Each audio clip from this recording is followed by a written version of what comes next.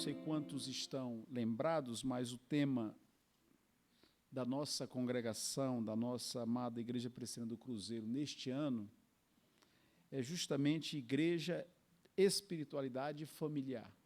Então, nada mais oportuno do que estudar na Palavra de Deus as verdades, os princípios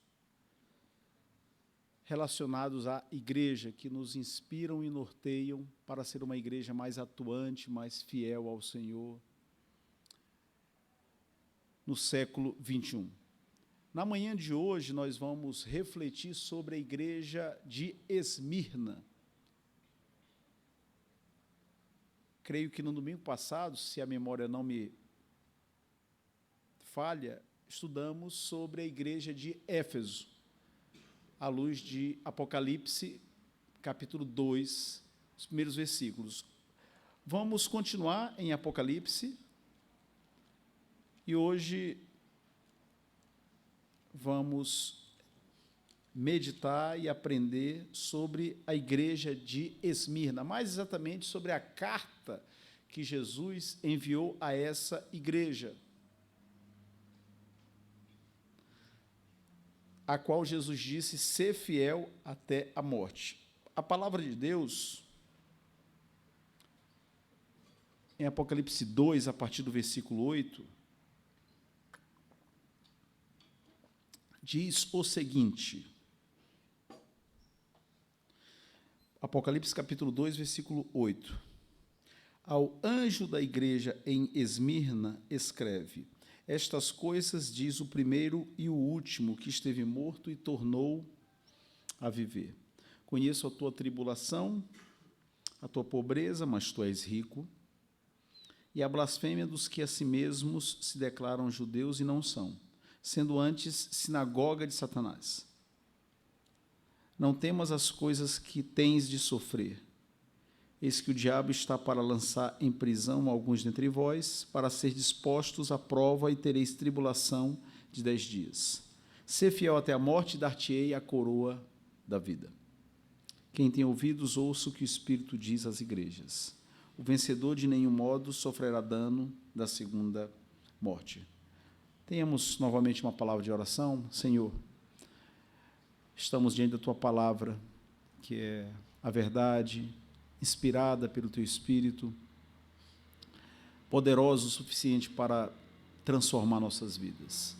Dá-nos coração aberto, mente atenta, ouvidos despertos, a fim de que a instrução dela nos edifique, nos conforte naquilo que o Senhor quer e também nos confronte naquilo que o Senhor tiver para nós nessa manhã.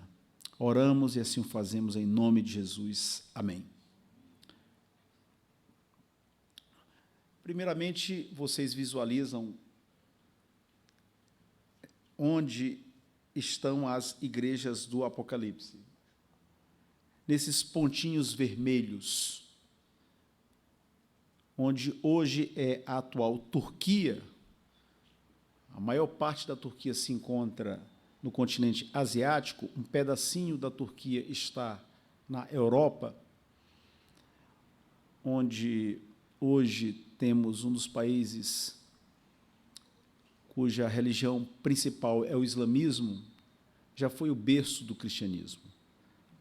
As 7 igrejas mencionadas em Apocalipse, Éfeso, Esmirna, Pérgamo, Tiatira, Sardes, Filadélfia e Laodiceia, que nós estamos estudando, estão todas na Turquia.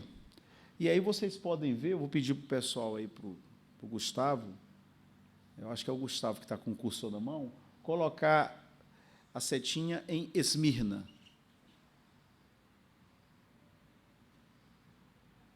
Quase chega. A setinha é muito pequena, mas eu acho que vocês, com algum esforço, conseguem ler onde aparece a palavra Esmirna, verdade? Muito bem. Então, foi ao povo de Deus que se congregava nessa localidade que o Senhor Jesus mandou essa carta.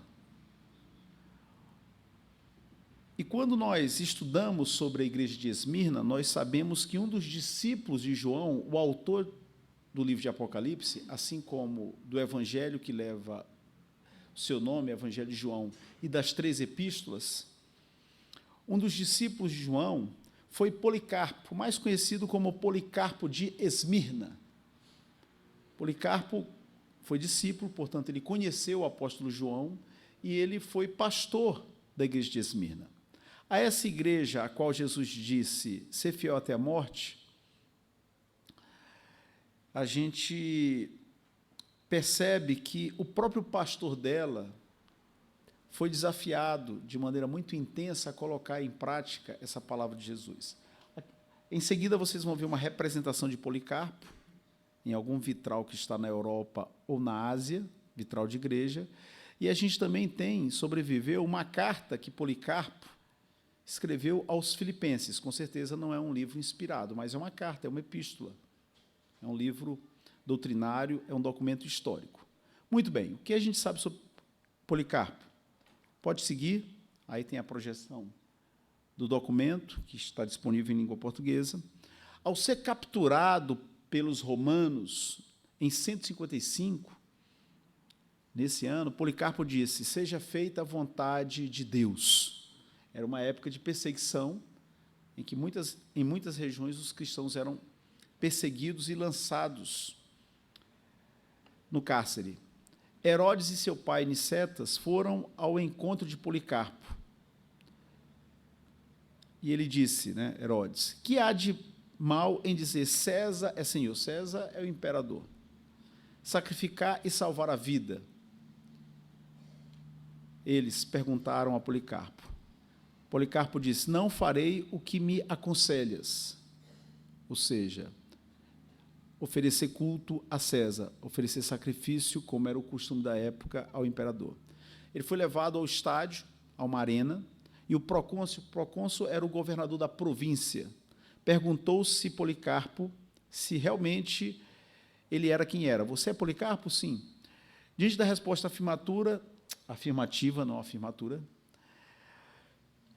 o procônsul, o governador, disse, tem pena da tua idade, jura pela fortuna de César, muda de opinião e dize abaixo os ateus. Só uma informação. Quem eram os ateus para os romanos? Os ateus eram os cristãos, curiosamente. Por quê? Porque os cristãos não prestavam culto aos deuses que os romanos adoravam.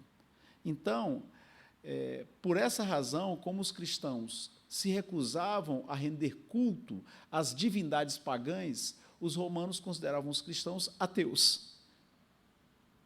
Até porque o Deus que os cristãos adoravam, o Senhor Jesus, a Trindade, não podia ser representada através de uma estátua, como era o costume.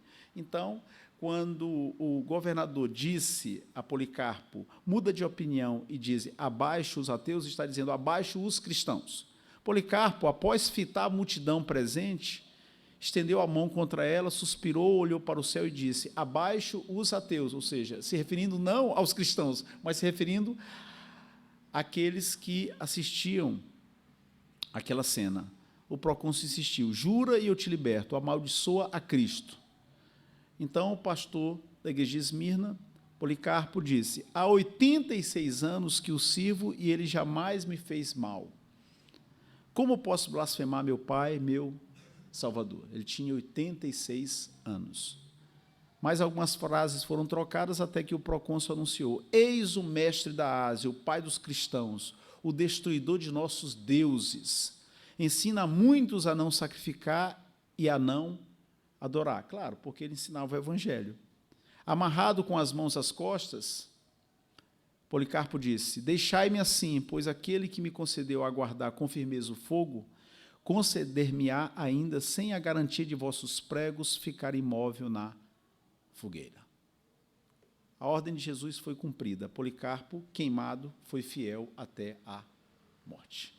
Isso que Jesus disse à igreja de Esmirna, ser fiel até a morte, te darei a coroa da vida, o próprio pastor da igreja experimentou.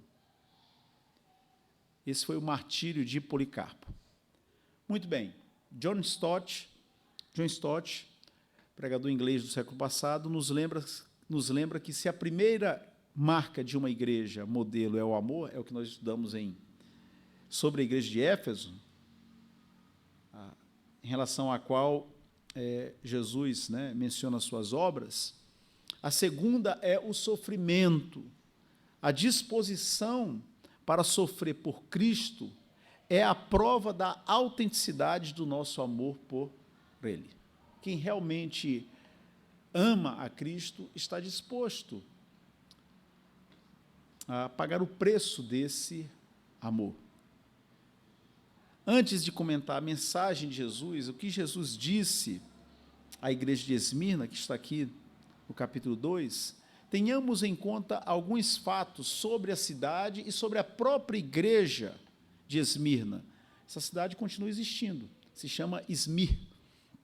Então, se você buscar na internet a cidade de Esmir, você vai perceber que é a mesma Esmirna da época do Novo Testamento. E ela, né, tem uma distância de 50 quilômetros de Éfeso. Então, a gente vai aqui lembrar algumas coisas sobre a cidade de Esmirna e sobre a própria igreja de Esmirna para a gente dimensionar, ter uma ideia mais precisa do impacto dessas palavras que Jesus dirigiu à sua igreja em Esmirna. Aqui uma foto, né, uma imagem, obviamente não da época de Jesus Cristo, não da época do apóstolo João, não da época do Novo Testamento, mas uma foto atual de Esmirna. Era uma cidade portuária, e as cidades portuárias têm um encanto, né, têm um charme, né, o mar. Como diz o poeta, a terra onde o mar não bate o meu coração. E Esmirna é uma cidade portuária, uma cidade comercial, era um porto muito importante na Ásia, uma cidade rica e multicultural, porque havia pessoas de várias procedências, de vários lugares. Inclusive, naquela época, alguns diziam ser a mais bela da Ásia Menor. Uma cidade altamente idólatra. O Monte Pagos, o principal monte de Esmirna, tinha templos dedicados à deusa Cibele, a Zeus, Apolo, Afrodite e a Esculápio, considerado o deus da medicina. Então, diferentes entidades ou divindades, falsos deuses, sabemos, do panteão romano, eram adorados em Esmirna, assim como nas demais cidades daquela época. Esmirna também era conhecida por ser uma cidade muito fiel a Roma. O Império Romano não tinha problemas com os moradores de Esmirna. Por exemplo, no ano 195, quase 200 anos antes do nascimento do nosso Senhor Jesus Cristo, em Esmirna foi erguido um templo consagrado à deusa Roma. A cidade de Roma leva esse nome por causa de uma deusa, de uma divindade. Em 26 depois de Cristo, ou seja, né, já na época de Jesus Cristo, quando várias cidades competiram pelo privilégio de construir um templo em homenagem ao imperador Tibério, Esmirna ganhou de Éfeso e foi erguido um templo consagrado ao imperador Tibério, porque também os imperadores eram adorados. A igreja dessa cidade, que era altamente idólatra, Cristo disse, ser fiel até a morte. Outra atração em Esmirna eram os jogos esportivos realizados em seu estádio. Os gregos gostavam muito de esportes, né? Os Jogos Olímpicos tiveram a sua origem na Grécia. Então, também era comum que várias cidades gregas, ou de fala grega, tivessem as suas competições, os seus torneios locais. Esse era o caso de Esmirna, para os quais atletas de vários lugares afluíam em busca da premiação, a coroa de louros. A igreja dessa cidade, Cristo prometeu a coroa da vida. Então, essa cidade que também era conhecida por premiar os vencedores com uma coroa de louros, né, com aqueles raminhos de oliveira, Jesus prometeu a coroa da vida. E, no que diz respeito aos crentes, à congregação, à igreja, o que o texto de Apocalipse nos permite saber? A igreja era composta de pessoas pobres. Conheço a tua tribulação, a tua pobreza, ou seja, a tua condição material precária, apesar de que Jesus fala, mas tu és rico, né? Ou seja, há uma outra riqueza, pobre materialmente, mas rico espiritualmente. Os crentes experimentavam tribulação. Conheço a tua tribulação, diz a primeira parte do versículo 9. Isso significa que os crentes viviam debaixo de poder opressivo. Os judeus estavam se opondo à pregação do nome de Jesus e usavam diversos artifícios, recursos para impedir a obra evangélica.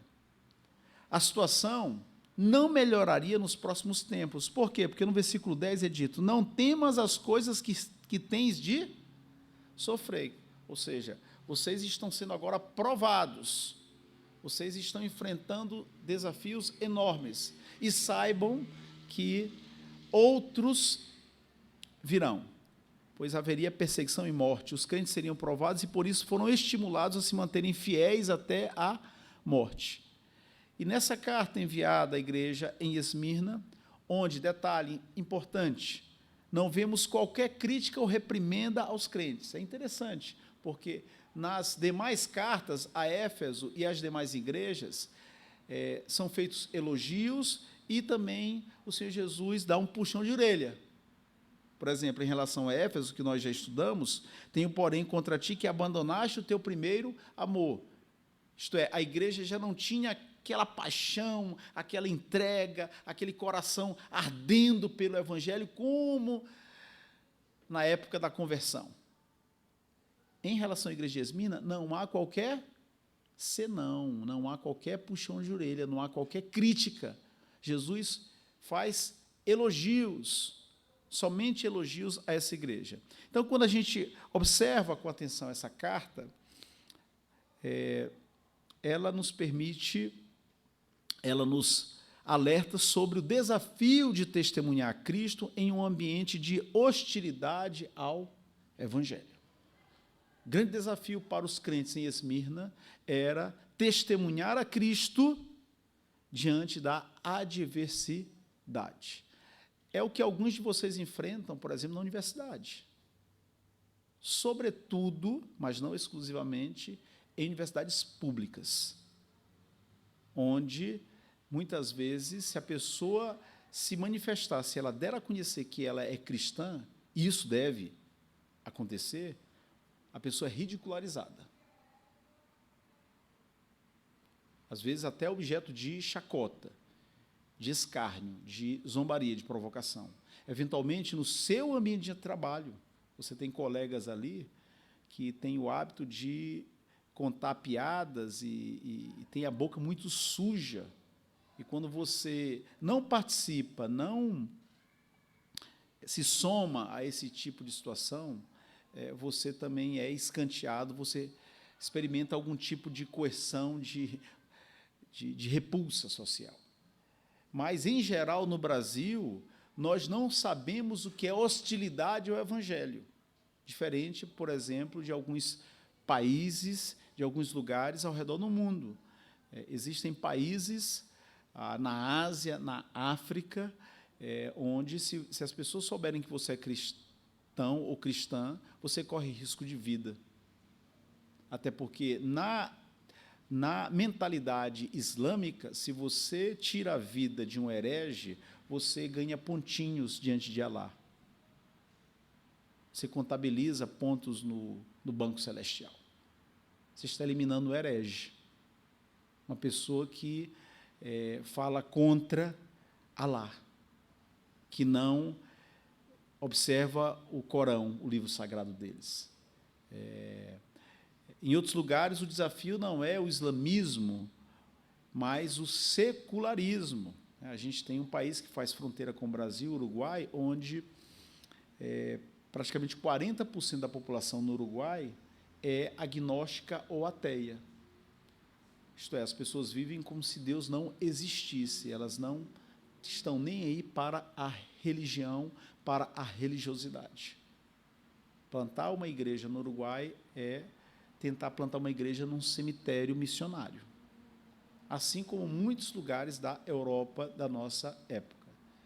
Então, a grande mensagem de Jesus à igreja de Esmirna e a nós, e por essa razão essa carta foi preservada, é como manter os olhos focados nele, Cristo, autor e consumador da nossa fé, de tal maneira que sejamos fiéis a ele e não deixemos de assumir nossa identidade, de nos apresentar como cristãos.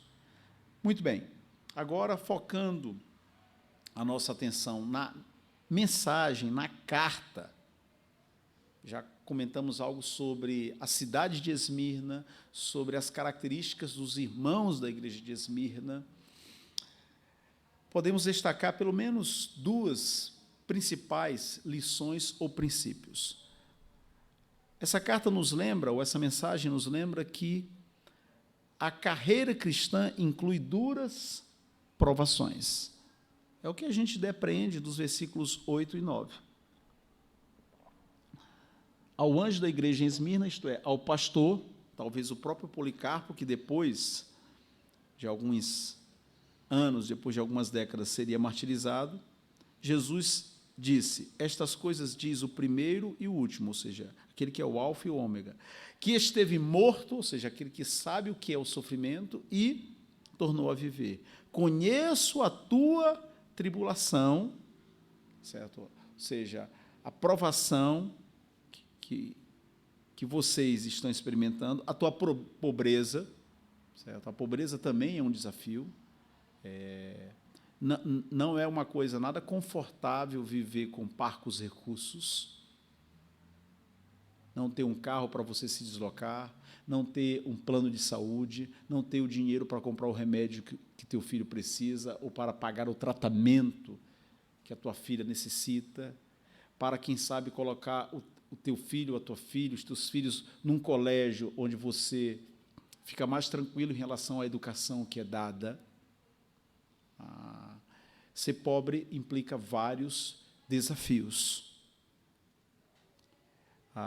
Então, Jesus fala da tribulação, quer dizer, a condição social era diversa, a condição material, a tua pobreza, e a blasfêmia dos que a si mesmos se declaram judeus e não são, sendo antes sinagoga de Satanás, ou seja, aqueles que tentam desviar vocês do caminho, né? Acusando vocês de não serem realmente povo de Deus, porque eles se apresentam como o verdadeiro povo de Deus. Então, em Esmirna, os crentes experimentavam tribulação.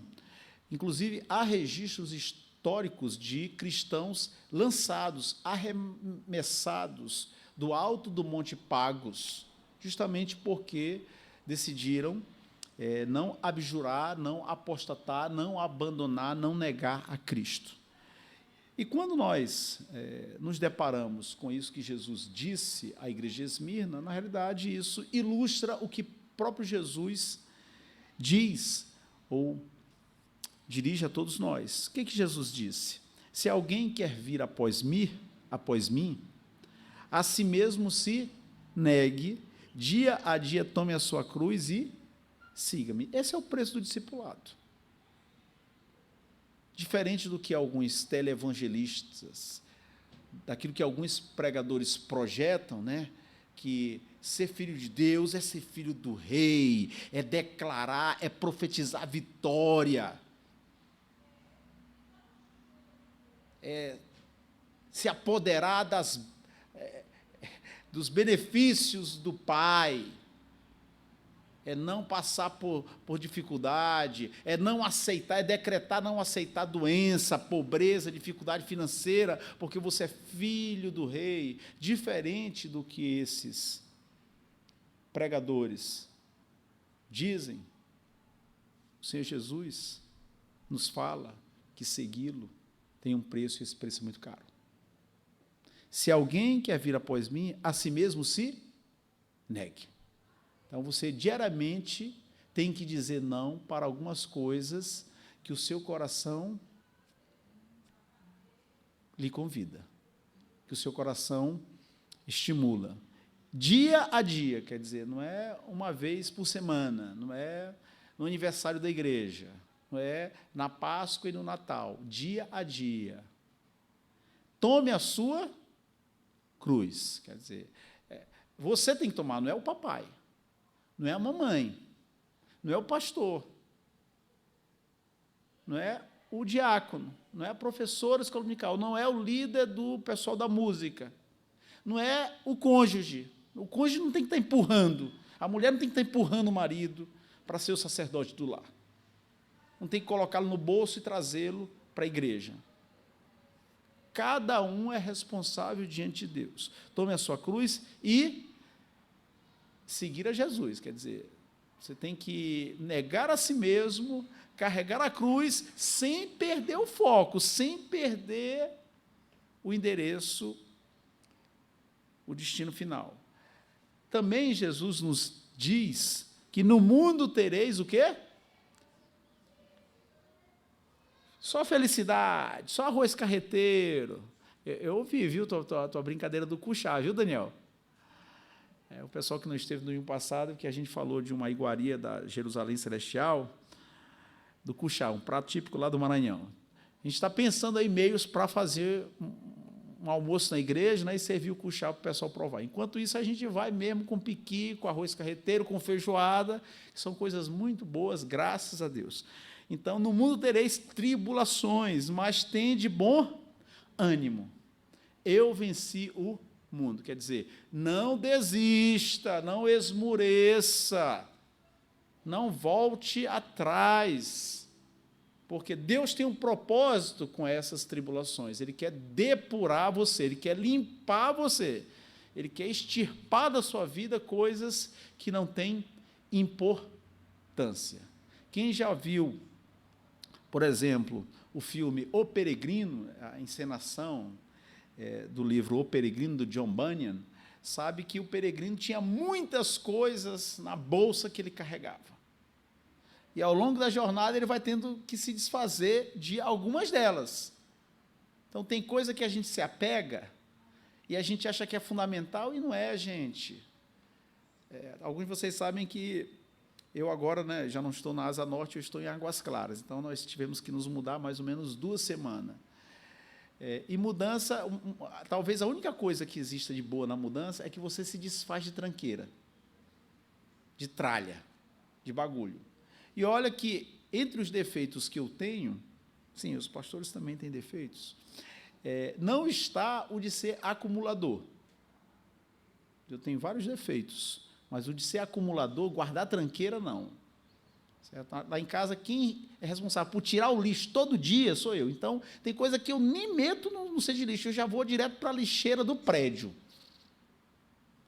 Mas, quando a gente muda, gente, impressionante como tem coisa que a gente não metia a mão desde a última mudança, que ficou lá só ocupando espaço, e por aí vai. Então, voltando aqui ao texto, não é? O Senhor permite que sejamos provados, a fim de que Ele lapide, vá moldando o caráter de Cristo na nossa vida e a gente vá repensando valores, práticas e estilo de vida. Que às vezes a gente dá tanto valor a algumas coisas, quando na realidade essas coisas não valem a pena. Quem nos deixou um legado de fidelidade em meio às provações foi o inglês John Bunyan, né? Esse inglês, esse nosso irmão Batista, que veio no século XVII, autor do livro O Peregrino. Esse livro é um clássico mundial. Aqui é uma das imagens, né? Uma das capas, né, das edições, uma capa de uma das edições, melhor dizendo. Esse livro já teve mais de 1.500 edições, ele foi escrito no século XVII, já foi traduzido para mais de 200 línguas e virou filme, vários filmes, musical, ópera, peça, teve muitas encenações, muitas dramatizações. Entre os protestantes, ou seja, mundialmente falando, entre os protestantes, somente a Bíblia é mais lida que O Peregrino. É um livro que é um clássico. Se a obra é bastante conhecida, o mesmo não pode ser dito sobre a situação na qual ela foi redigida, ou seja, Em que condições Bunyan escreveu esse livro? Bunyan tinha tido uma vida muito mundana, muito promíscua, muito suja. Deus o converteu, o tirou das trevas para a sua maravilhosa luz, e a notícia de sua conversão chamou muito a atenção na cidade, perto de Londres. Inclusive, há registros de pessoas que foram levadas a Cristo pelo testemunho de conversão de Bunyan. E quando o pastor da igreja dele faleceu, em 1655, o diácono Bunyan se encarregou pelo púlpito, passou a ser o pregador. E isso revelou um grande pregador. Ele tinha uma facilidade muito grande de comunicar as verdades do Evangelho. Aquele que é considerado o príncipe dos teólogos puritanos, John Owen, foi contemporâneo de John Bunyan, e, numa certa ocasião, John Owen disse que trocaria toda a sua cultura teológica pelo poder que Bunyan tinha de alcançar o coração das pessoas. Mas, em 1660, quando ele pregava numa fazenda, ele foi detido sob a acusação de pregar sem autorização do rei da Inglaterra. Por quê? Naquela época, só podia pregar na Inglaterra quem fosse sacerdote, clérigo, pastor da igreja anglicana. Apenas a igreja anglicana era tolerada na Inglaterra nessa altura do campeonato. Depois isso mudaria. Como ele não era anglicano, ele era de uma igreja não conformista, como se dizia na época, uma igreja independente, uma igreja batista, assim como as igrejas presbiterianas e de outras denominações. Bunyan foi colocado no cárcere, porque ele não apenas não era anglicano, como ele também dizia que a igreja anglicana era uma falsa igreja, porque era uma igreja estatal, vinculada ao Estado. Então, ele foi lançado, foi jogado no cárcere, e, ao final de 3 meses, quando foi anunciado que seria solto, se ele deixasse de pregar, ele disse: se for solto hoje, eu pregarei amanhã.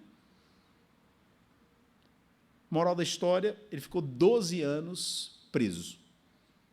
12 anos privado da companhia da sua família. E, na prisão, no cárcere, ele teve apenas 2 livros, a Bíblia e um livro do século passado, o livro dos Mártires, escrito por John Foxe. Muito bem. Durante o tempo de aprisionamento, ele escreveu o livro O Peregrino. A grande parte do livro foi escrito no primeiro encarceramento. Ele foi solto em 1672, voltou a ser preso em 1675 e, por ocasião do seu segundo aprisionamento, ele terminou a obra. Quer dizer, esse livro, que é um clássico mundial e que tem abençoado gerações e gerações de cristãos, foi produzido na prisão. Veja como Deus pode usar circunstâncias difíceis para transformar o limão em uma limonada. E ele escreveu não somente o livro Peregrino, mas escreveu dezenas de outras obras. Conhecemos pelo menos 60 obras da pena de John Bunyan.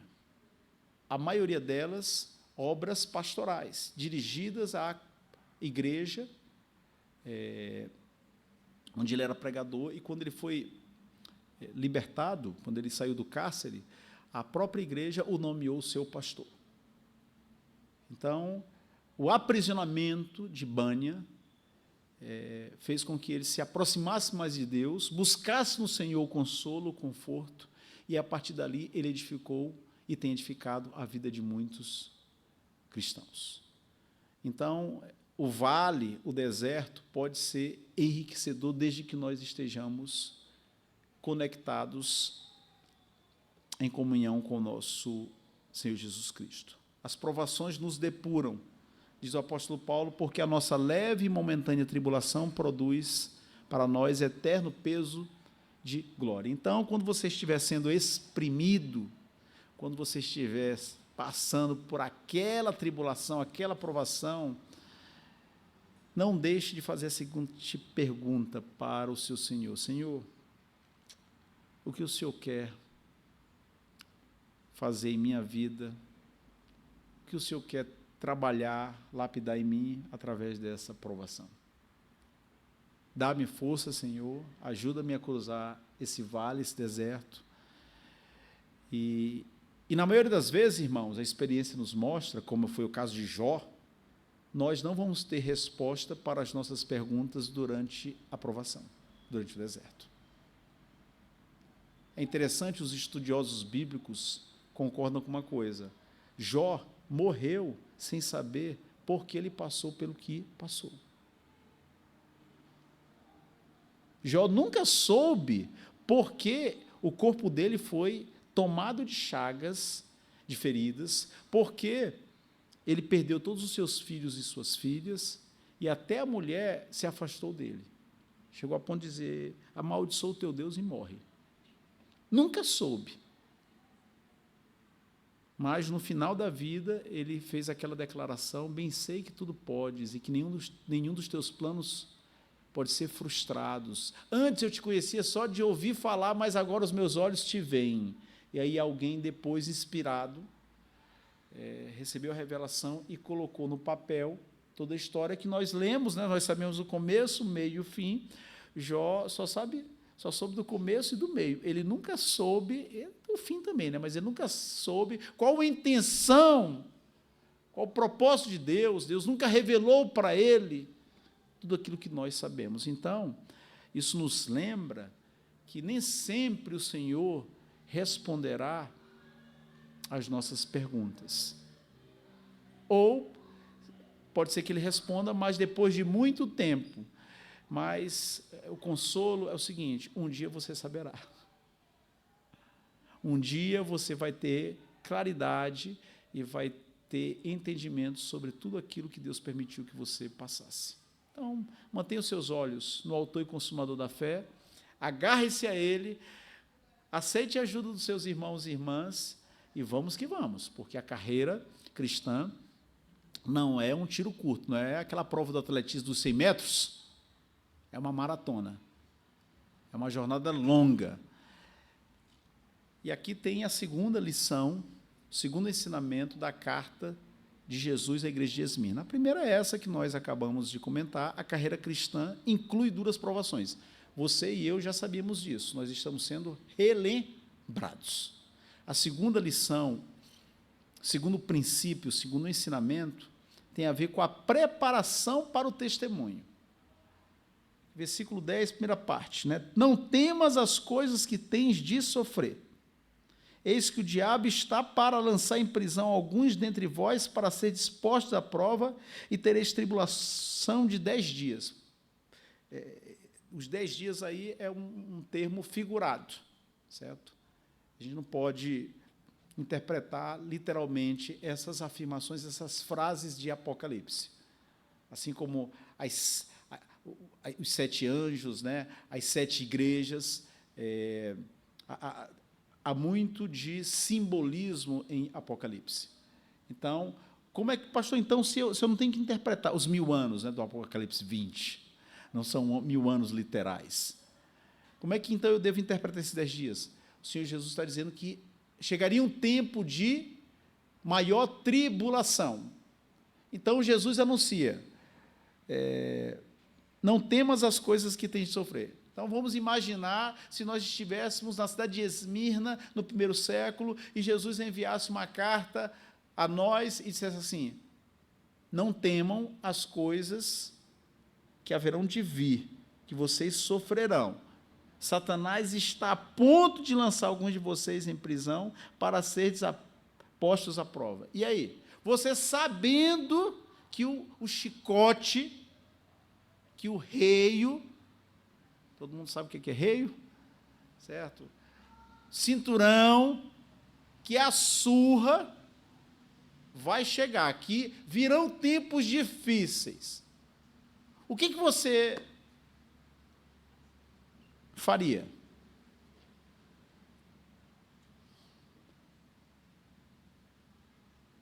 Obviamente, você, como filho de Deus, filha do Pai, que tem o Espírito Santo, você iniciaria a preparação. Quando eu era criança, pouco tempo, viu, gente? Eu morava num bairro lá em São Luís do Maranhão, e do bairro para a escola onde estudava, eu era menino, tinha a partir dos 7 anos de idade. Do bairro onde eu morava até a escola onde eu estudava no centro, dava uns 45 minutos de ônibus. Era um ônibus só. E, claro, o ônibus sempre fazia o mesmo caminho. E passava por um bairro chamado João Paulo. Nesse bairro tem o batalhão, né, o quartel do Exército. E, às vezes, quando o ônibus passava em frente ao quartel do Exército, eu vi os soldados correndo, ou se exercitando, dava para ver, porque em frente ao batalhão tinha uma parada. Então, o ônibus parava, era uma parada muito movimentada, então, ficava ali olhando, né? Então, era uma cena muito comum ver os soldados correndo em torno do quartel ou se exercitando. E eu, com a mente de criança, dizendo, gente, mas por que esse pessoal tanto se exercita, tanto corre? Né? E aí depois, né, o Tico e o Teco começam a funcionar, ou tentando pegar no tranco.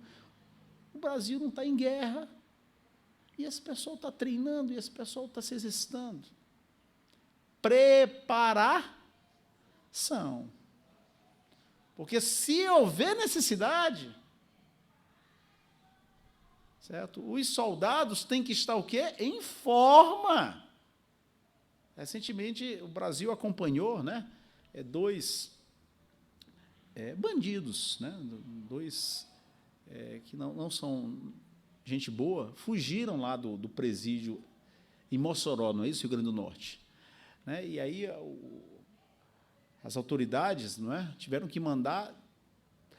Em um momento havia 600 homens tentando recapturar aqueles 2 elementos, que a gente está falando que é trombadinha, viu? Então, a qualquer momento, pode vir à tona uma situação que os soldados, ou aqueles que estão nas Forças Armadas, precisam entrar em combate. Vamos voltar aqui para o texto? Nós temos que nos preparar, porque a vida cristã é uma luta, é uma batalha. Se você quer seguir a Jesus, negue a si mesmo, tome a sua cruz e o siga. É inspirador lembrar que José honrou a Deus no Egito. José foi para o Egito e a gente sabe que ele, por exemplo, foi parar na prisão num dado momento. Que Jó não se revoltou contra o Senhor, apesar das desgraças que lhe sobrevieram. Que Daniel se manteve fiel diante da ameaça dos leões. Que Davi não temeu Golias. Que Paulo combateu o bom combate, completou a carreira, guardou a fé. Que João, em Patmos, onde ele recebeu esta revelação, foi a boca de Deus. Que Lutero não negou os seus escritos na dieta de Worms, diante do imperador Carlos V.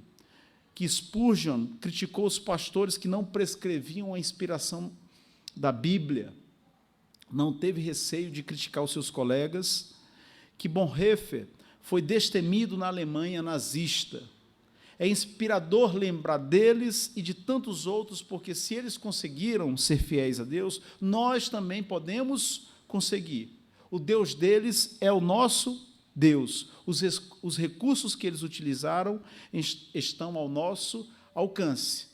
Então, quando você ouvir esses nomes, lembrar de José no Egito, de Jó, né, passando por aquelas provações, de Daniel na cova dos leões, dos amigos de Daniel na fornalha ardente, de Davi que não temeu Golias, pense também que você é chamado por Deus a ser fiel onde Ele te colocou.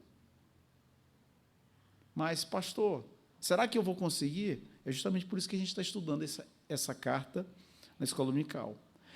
Esses personagens e muitos outros que não foram citados, testemunharam sua fé em situações extremas, ou seja, quando foram colocados sob provação extrema, Daniel na cova, jogado lá na cova, né, para se deparar com as feras. José no cárcere, Jó, que perdeu todos os filhos e filhas.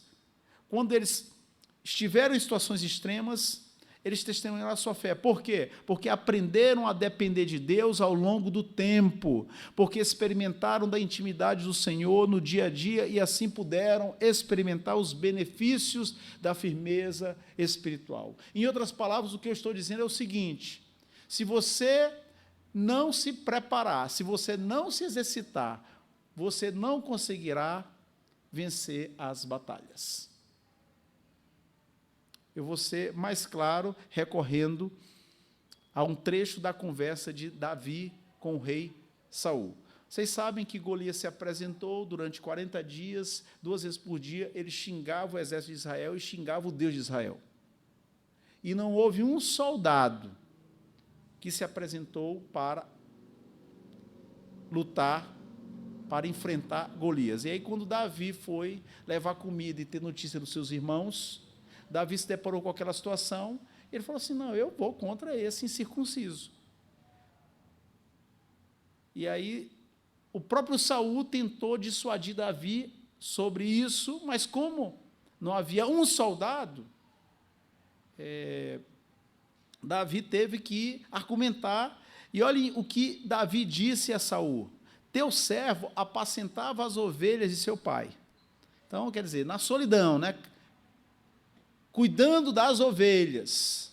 Quem já levou gado ou rebanho para pastar tem uma ideia do que Davi fazia, certo? Se afastava da cidade, levava o rebanho, e ali era o pastor de ovelhas com Deus, cuidando do rebanho para protegê-lo dos ladrões, se aparecessem, e, obviamente, das feras.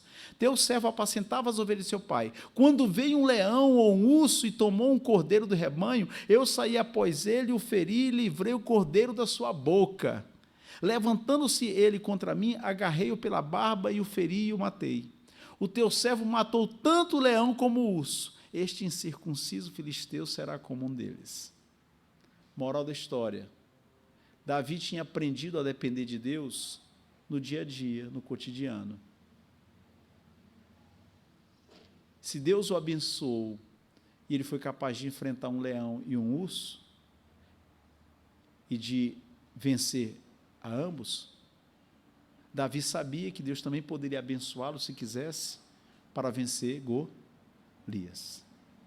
Ou seja, no momento mais importante da história de Davi, até aquela situação, até essa altura, ele devia ter por volta de 16, entre 15 e 16 anos, nessa altura do campeonato, quando ali havia toda uma plateia, uma grande audiência, porque estava o exército dos filisteus de um lado e o exército de Israel do outro, o rei Saul presenciando aquela cena, no momento de maior provação, quando apareceu essa que foi uma oportunidade para Davi, mas que foi uma ameaça para os demais homens, Davi olhou para o passado e falou assim: não, Deus me abençoou quando eu tive que enfrentar um leão, um urso, eu vou em nome do Senhor dos Exércitos. Quer dizer, ele teve fé para enfrentar Golias, porque ele tinha aprendido a depender de Deus, ele tinha cultivado essa fé, ele estava firme no Senhor. Agora, se você não tem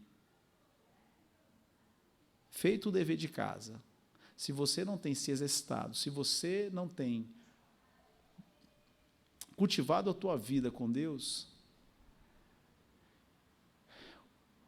o miau do gato se transforma no rugir do leão.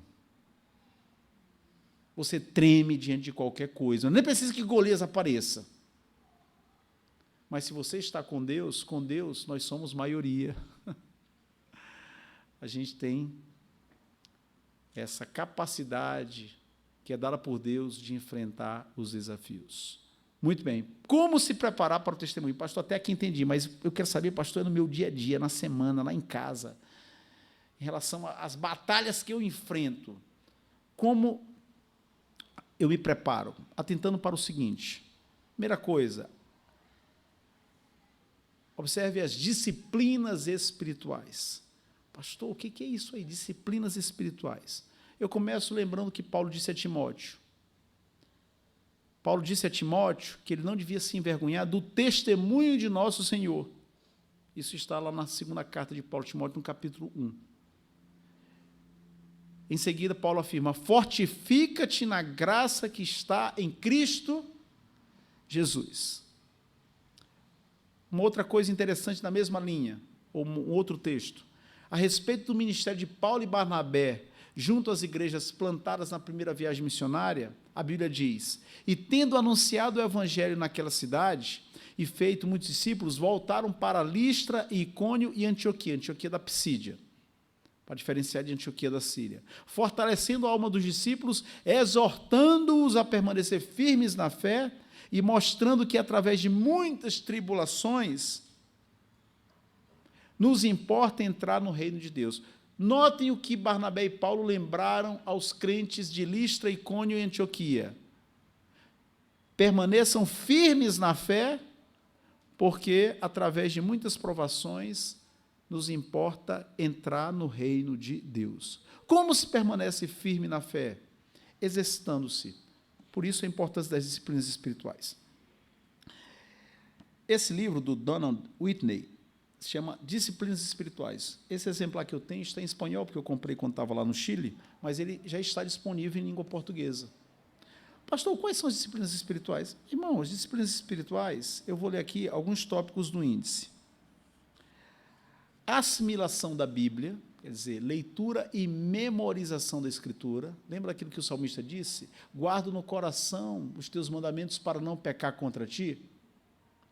Oração, adoração, mordomia, ou seja, administração da vida cristã, jejum, silêncio e retiro espiritual.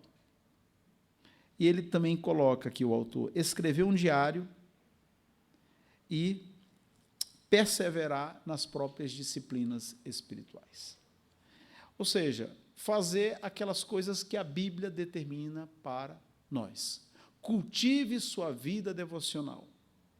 Não descuide de sua relação com Deus, porque se você se descuidar, você estará vulnerável às artimanhas do inimigo e às tentações que a sua própria carne sugere a você. Além das disciplinas, do cultivo das disciplinas espirituais, isso é fortalecer-se na graça que está em Cristo Jesus. Adoração pública. O que é adoração pública? Participar do culto ao Senhor, não deixar de vir à igreja. O que diz o autor aos Hebreus? Não deixemos de congregar-nos como é costume de alguns, antes façamos admoestações, e tanto mais quanto vedes que o dia se aproxima. Você, como eu, há dias que a gente não ora. Pastor, não, pastor, eu oro todos os dias. Amém, continue assim. Mas talvez já tenha acontecido de passar uma semana que você não leu a Bíblia, ou passar um dia que você não leu a Bíblia. Que você deixa a guarda, baixa a guarda, não faz o seu dever. Mas quando você vem à igreja, aqui a palavra de Deus é lida, aqui a palavra de Deus é explicada, aqui nós somos lembrados das verdades do Evangelho através das canções e dos hinos que são cantados, entoados. Aqui orações são feitas, aqui a Santa Ceia é servida. Quem aqui nunca foi confrontado pelo Senhor diante da mesa do Senhor, diante do pão e do vinho? Quem aqui nunca chegou na igreja desanimado, enfraquecido, cabisbaixo, e Deus usou o sermão, Deus usou a aula, Deus usou um louvor para reacender a chama, para fortalecer você na fé? Então, não deixe de vir à igreja. Por quê? Porque Deus diz, Deus espera de nós que o cultuemos, que o adoremos de maneira pública. Ah, pastor, mas eu estou desanimado. É justamente quando você se encontra desanimado, é justamente quando você mais deve ir à igreja, porque ali você vai ter oportunidades, Deus vai falar com você. E, além do cultivo das disciplinas espirituais, da adoração pública, essas coisas fazem parte da preparação. confissão de pecados e compartilhamento de cargas. Por quê? Porque, às vezes, a pessoa se encontra numa situação em que ela não está conseguindo caminhar com as próprias pernas. Ela está atolada. Conhece a expressão carro atolou? Alguém conhece a expressão carro ficou atolado? Às vezes, o carro atola, aí a gente, sai todo mundo do carro, vamos lá empurrar e a gente consegue tirar o carro do atoleiro, mas, às vezes, não tem como tirar o carro do atoleiro. E aí você tem que chamar o guincho, ou tem que esperar outro carro vir, e aí você vai amarrar uma corda e vai um cabo para que o carro da frente tire aquele que está no atoleiro. Então, às vezes, pode ser necessário, e às vezes será necessário, que você busque a ajuda de alguém. Pode ser o pastor, pode ser um irmão ou irmã mais experiente na fé, pode ser seu pai ou sua mãe, pode ser um amigo. A Bíblia diz, o que encobre as suas transgressões jamais prosperará, mas o que as confessa e deixa alcançará misericórdia. O pecado não confessado é lixo espiritual na nossa vida. Isso mina a nossa condição espiritual. Tem gente que está na igreja aí mal na vida. Por quê? Porque está com o coração amargurado, cheio de rancor, de ressentimento. Não tem força para ir pedir perdão, ou para procurar pessoas e dizer assim, eu te perdoo, e fica usando o rancor como se o rancor fosse uma arma contra a pessoa. É como beber veneno e esperar que o outro sofra as consequências do veneno. A Bíblia também diz, está alguém entre vós doente? Chame os presbíteros da igreja, e estes façam oração sobre ele, ungindo-o com óleo em nome do Senhor. O óleo tinha também uma função medicinal, e tinha um uso, ou um valor simbólico, representava a bênção de Deus. Quando, no Antigo Testamento, os reis eram entronados, que se diz, colocados no trono, entronados, existe a expressão? O rei era entronado, está certo? Tá. Quando o rei tinha que ser nomeado, tinha que assumir o cargo, Deus enviava o sacerdote e ungia, derramava o azeite. Então, o óleo e o azeite representavam o Espírito Santo, essa é a ideia. Então, chama os presbíteros para que façam a oração, e a oração da fé salvará o enfermo, e o Senhor levantará, e se houver cometido pecados, ser-lhe-ão perdoados. Aqui a gente tem uma promessa, que a confissão de pecados, a oração do justo, a oração do crente, ela é usada por Deus na cura espiritual. Confessai, pois, os vossos pecados uns aos outros e orai uns pelos outros para seres curados. Em outras palavras, a Bíblia está mostrando para nós a prática do aconselhamento bíblico. É alguém que conhece a Escritura, que será capaz de aplicar a Bíblia às suas necessidades, aos seus dramas, às suas lutas.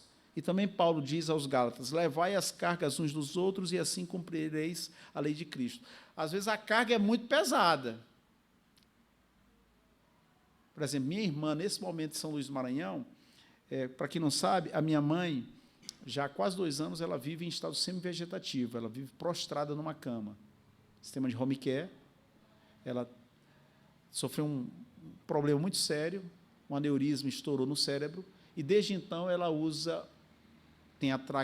está com aquele duto,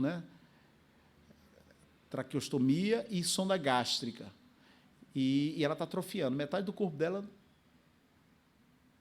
ela não tem, ela perdeu os movimentos, metade do corpo. Não fala, não se comunica.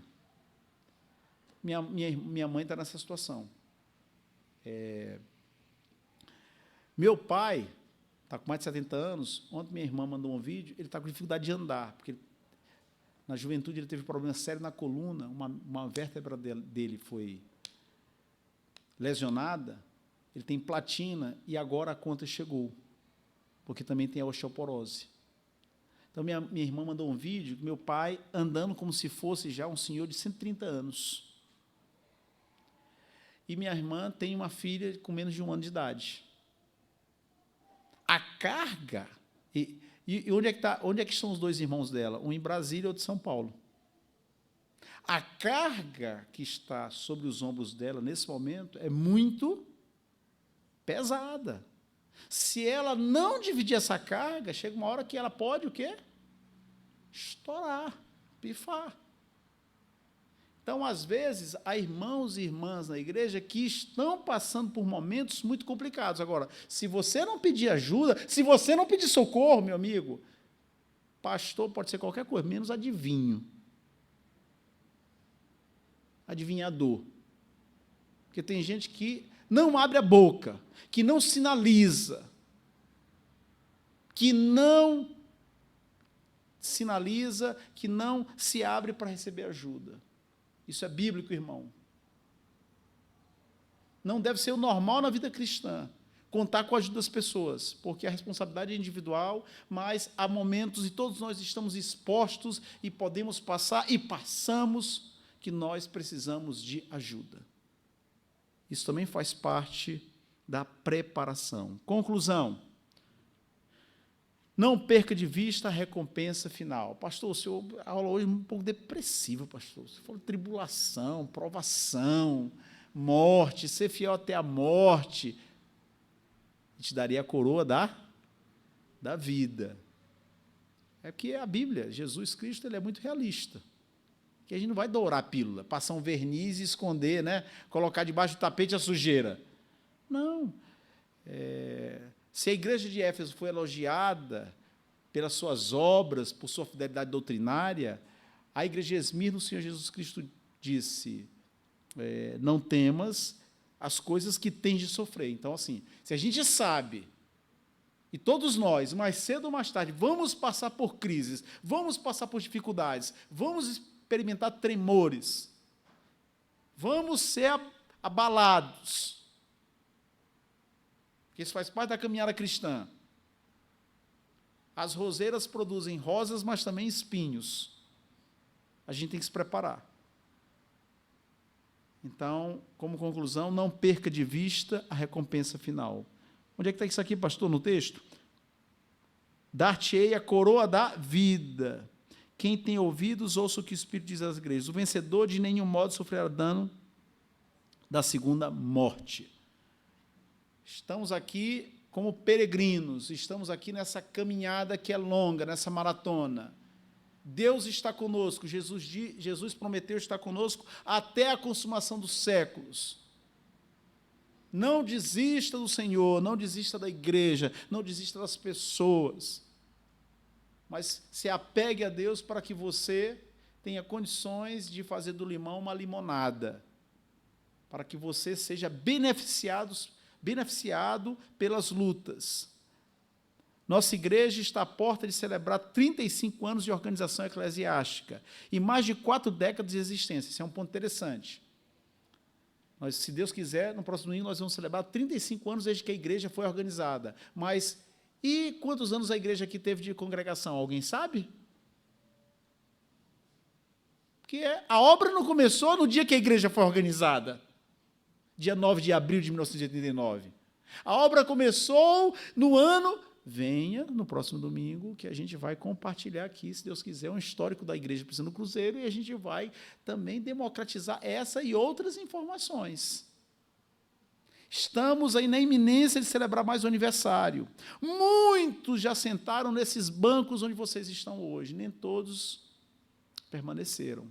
Alguns porque já foram chamados à presença do Senhor, outros porque estão servindo em outras igrejas, e outros porque amaram mais o mundo do que a Deus.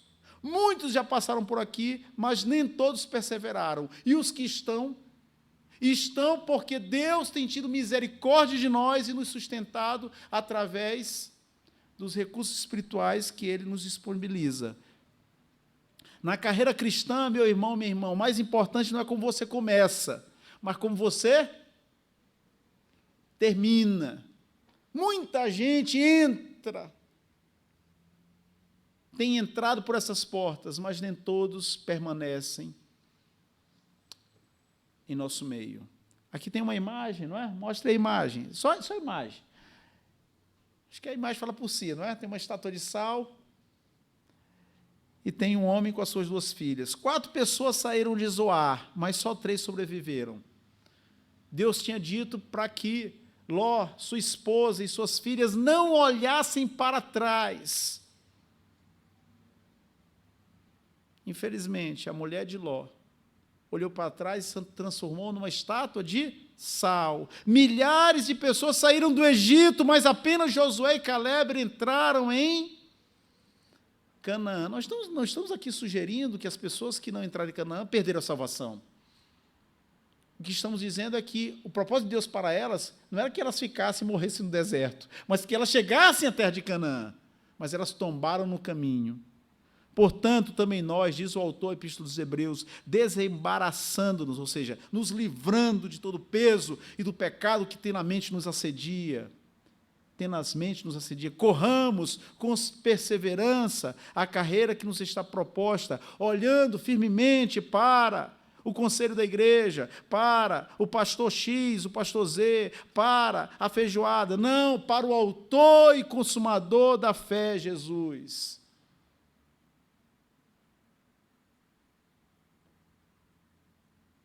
Então, vá correndo. Alguns vão num ritmo muito forte, muito acelerado.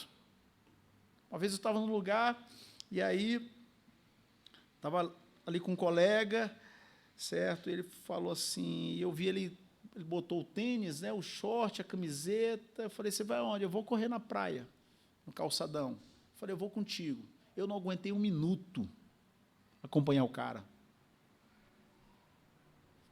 O cara disparou, meu amigo. O cara tinha um preparo.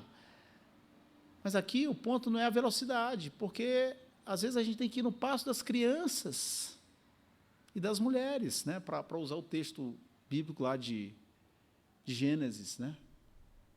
Jacó, quando estava chegando para se encontrar com seu irmão Esaú. Uns vão mais rápido. Eu também posso me lembrar, né, de um presbítero lá da minha igreja de origem, São Luís do Maranhão, o presbítero Bezerra. Ele tinha o costume de correr. E aí teve um dia uma corrida na cidade. E aí teve um jovem da igreja que também se inscreveu na corrida. Quando foi dada a largada, esse jovem o quê? Saiu rápido, em disparada. E o presbítero Bezerra só na maciota, só na passada lenta. Eu vou encurtar a história. Aquele que saiu rápido, ele não conseguiu terminar a prova. E o presbítero Bezerra, na passada dele, conseguiu terminar a prova. O importante não é a velocidade, o importante é seguir na jornada, mantendo os olhos no autor e consumador da fé. Não perca de vista a recompensa final. Visualize a casa pronta para aguentar a construção dela. Nosso irmão C.S. Lewis nos recorda o seguinte: se você observar a história, descobrirá que os cristãos que mais fizeram pelo mundo presente foram exatamente aqueles que mais pensaram no que há de vir. Os próprios apóstolos que deram um pontapé inicial para a conversão do Império Romano, porque eles plantaram igreja em vários lugares, os grandes homens que fortaleceram a Idade Média, os evangélicos ingleses que lutaram pela abolição da escravatura, todos eles deixaram as suas marcas na terra exatamente porque as suas mentes estavam ocupadas com o céu. Foi exatamente quando os cristãos pararam de pensar no outro mundo que eles se tornaram pouco efetivos neste. Mire o céu e terá a terra por acréscimo de lambuja. Mire a terra e não terá nenhuma das coisas. Então, nós devemos viver aqui com o nosso pensamento, com a nossa mente, focados em Cristo. Que Deus nos ajude a terminar nossos dias, podendo dizer, como Paulo, combati o bom combate, terminei a carreira, e a corrida, guardei a fé. Agora me está reservada a coroa da justiça, que o Senhor, justo juiz, me dará naquele dia, e não somente a mim, mas também a todos os que amam a sua vinda. Essa é a mensagem de Deus à igreja de Esmirna e a todos nós. Cultivar a fidelidade,